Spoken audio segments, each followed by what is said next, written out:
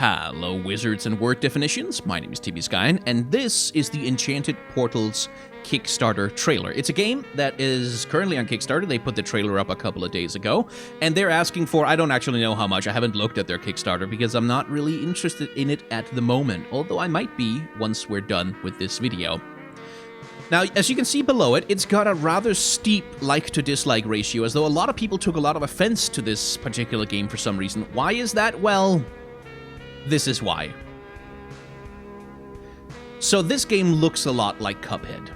I mean, basically, that's the accusation that the game is getting, and to a certain extent, yeah, like, it seems to be using more or less the same gameplay mechanics in the sense that you've got this co-op run-and-gun boss fight thing, and you've got a dash move, and you can jump over things, and you're shooting things bullet hell style. It's got the 1930s Max Fleischer-inspired animation aesthetic. We'll talk a little bit about more about some distinctions about that later. And so the conclusion that a lot of people have come to is, oh, this is a lazy Cuphead ripoff that's trying to steal credit or thunder or somehow infringe on the rights of Cuphead the game. And therefore, they've been giving it this horrifying like-to-dislike ratio. There's been a lot of discourse on the internet about it, and I've been through the comment section of this goddamn thing and seen a lot of people say, oh, what a lazy bit of ripoff. Like, these people are lazy, they're uncreative, they clearly couldn't come up with their own thing. And I'm gonna push back on that. I'm gonna push back on that rather vehemently, actually, because no, this game is not a Cuphead ripoff. It's Cuphead inspired. It looks the way it does. It has this particular style. It has this like a two-person run and gun thing going on, and it takes inspiration from 1930s Max Fleischer cartoons because of Cuphead. Absolutely, Cuphead was the thing that this thing is kind of taking off from, but it's not a ripoff. And there's a couple of reasons why I think it's not a ripoff, which we'll get into. But it's not a ripoff. It's a Cuphead-like. In the same way that we still use the term roguelike for a lot of video games, because they are games that are like Rogue. Now, a lot of roguelikes these days, or games that get called roguelikes, aren't really like Rogue at all anymore, because Rogue was an ASCII text adventure all the way back in the good old DOS days.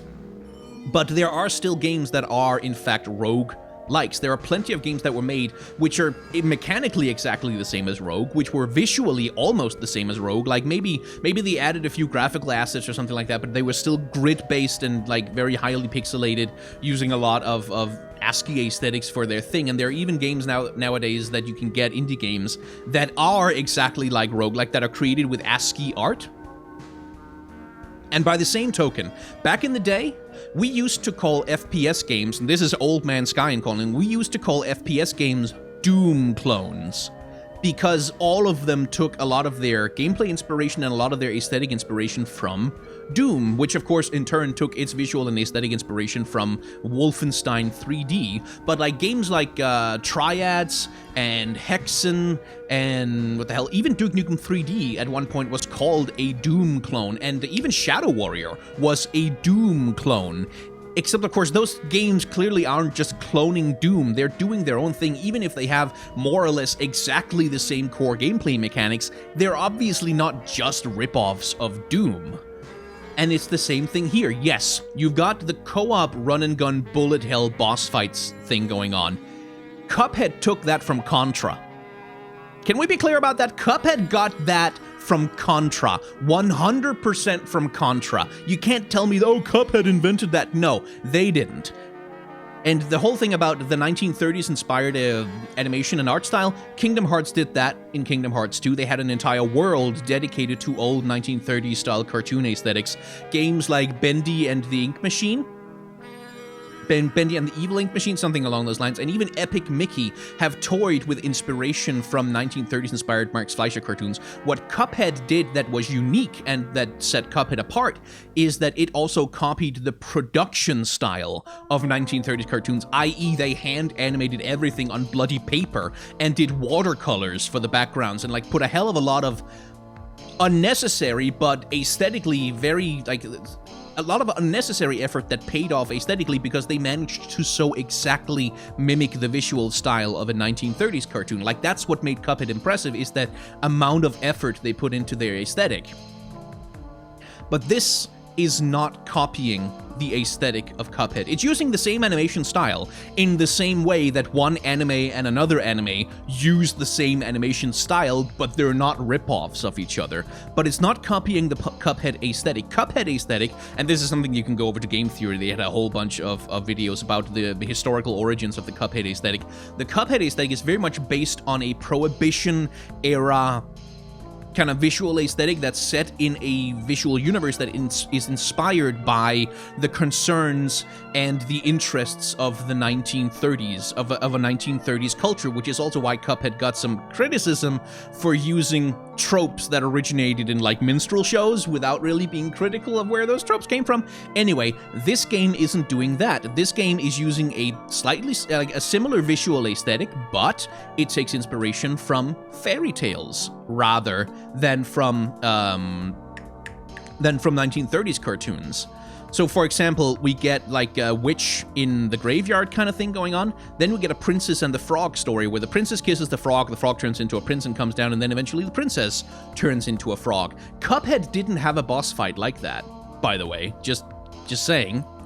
And here we have, like, an underwater octopus thing, cartoon thing going on, and here we have an alien space cow who is apparently the child of a cow and the alien who had abducted that cow, taking place, like, out in the galaxy or whatever. Again, Cuphead didn't frickin' have that. Cuphead didn't have a boss fight with Ludwig van Beethoven.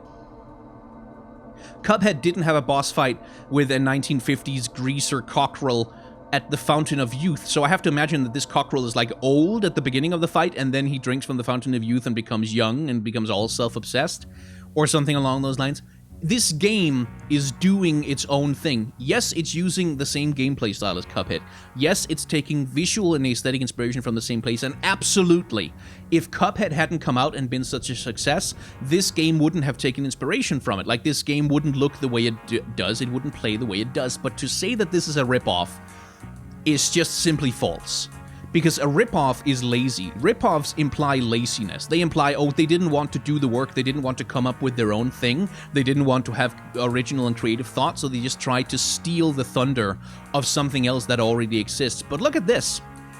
That's a four-door family saloon car. That's a lawnmower, that's a television antenna, that's a frickin' satellite dish. This is a modern-day aesthetic. This is much more something that you would see in, like 90s Disney cartoons, like Goof Troop or Quack Pack.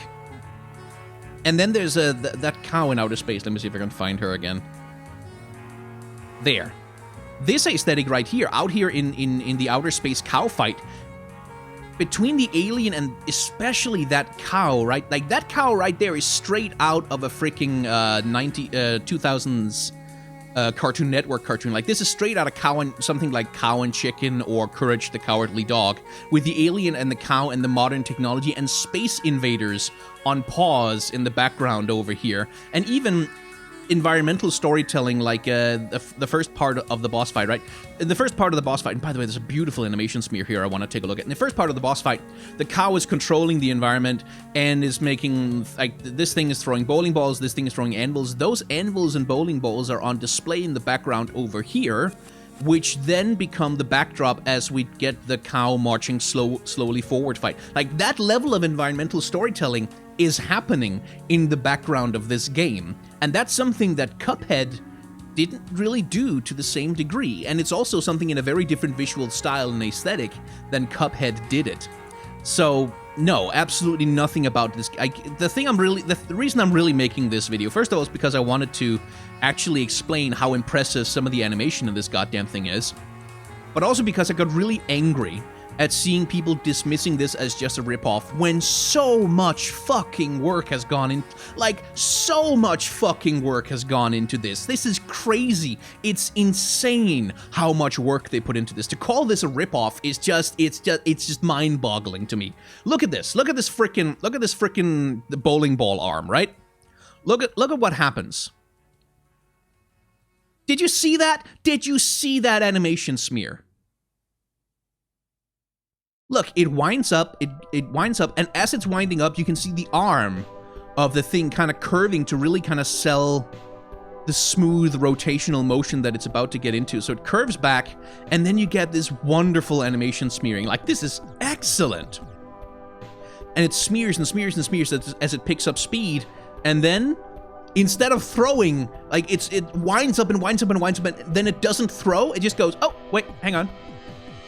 And then it's whoop, this dainty little nothing of a throw. That's visual comedy. Like, it's not transcendental or magnificent or anything, but it's effort. Like, it's someone took the time to tell the story of this arm going like winding up, like, oh, I'm gonna throw it, whoop, which is classic cartoon comedy.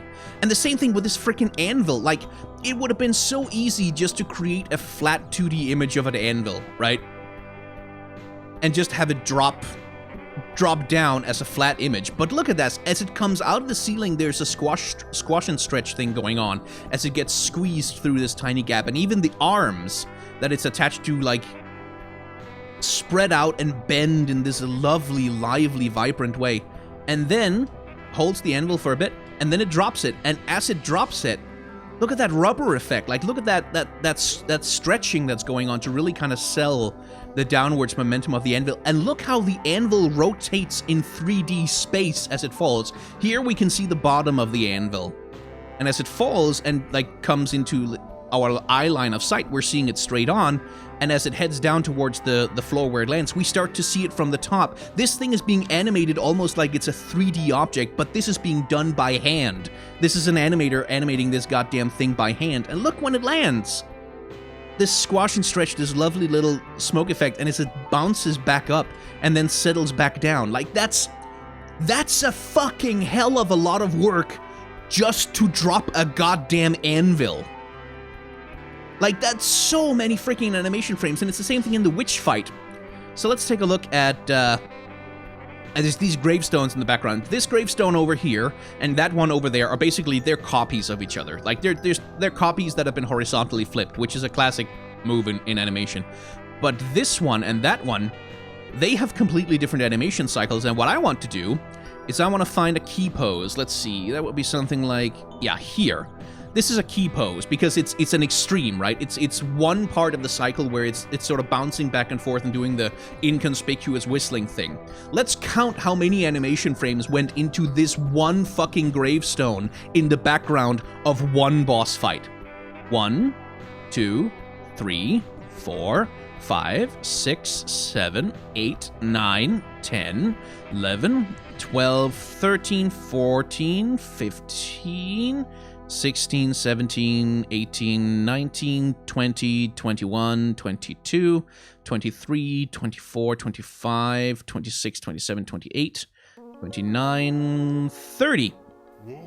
30 original animation frames. 30 hand-drawn original animation frames for one fucking background gravestone, for one idling animation cycle that it uses until someone walks in front of it and then it tries to hit them with a hammer. And speaking of hitting them with a hammer,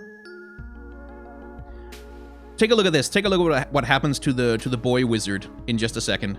As this thing winds up with the hammer blow, by the way, Look at that little rotation of the wrist that it does behind its back. It doesn't just lift the hammer over its head. You can see it's almost giddy with anticipation, like it does this wiggle, wiggle, wiggle.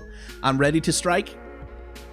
And a long ass wind up. This is just the wind up to the hit. And that's like 1, 2, 3, 4, 5, 6, 5? 5 animation frames of wind up, then we get this lovely animation smear, then the hit, and then 1, 2, 3, and then it stays there for, oh, that's because it's the legs of the poor wizard boy. You can see there, it's like the Wizard of Oz, Wicked Witch of the West, after Dorothy drops a house on her thing, where the legs come out and they kind of curl up a little bit, and then he picks up the hammer and picks it back up. But then look what happens to the wizard kid.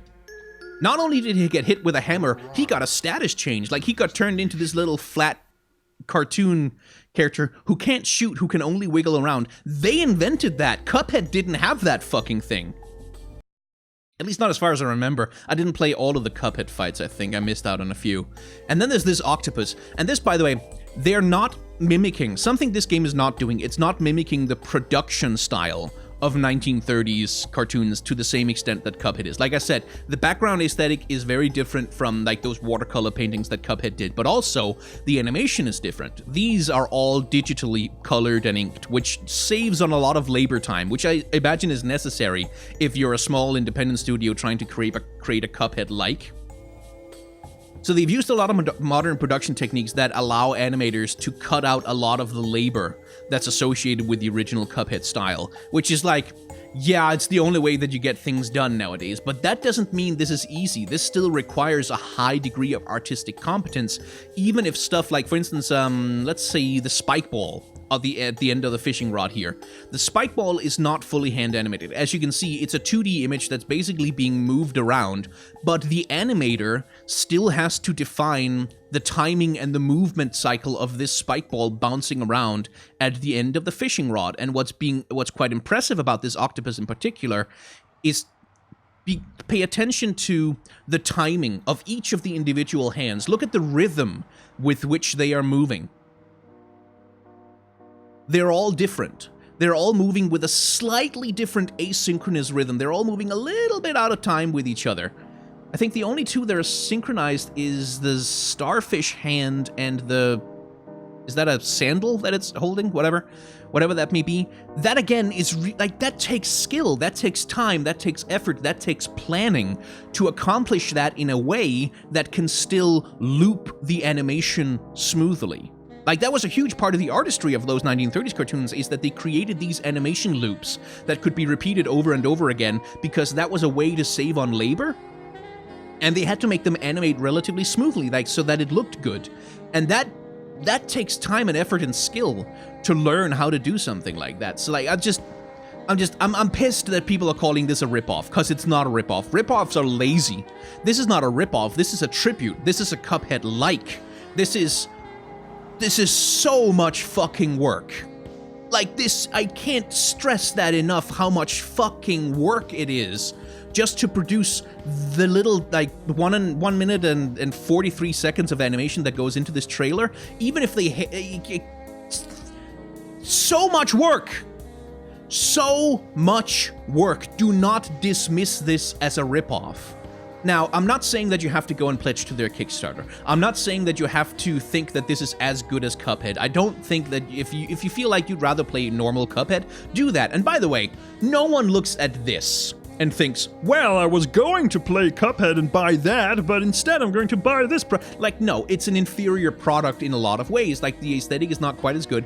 This background in particular, I think, is a little bit sloppy and doesn't really fit completely together with either the dog itself or indeed with the characters in the environment. Like, it's hard to tell what the size differences is between the little kid characters in the house. And there's definitely spots here where you can tell that this is an indie production. I'm not really into the aesthetic that they've used for the backgrounds here. This is a very sort of soft, shaded kind of, it looks a Photoshop-y aesthetic.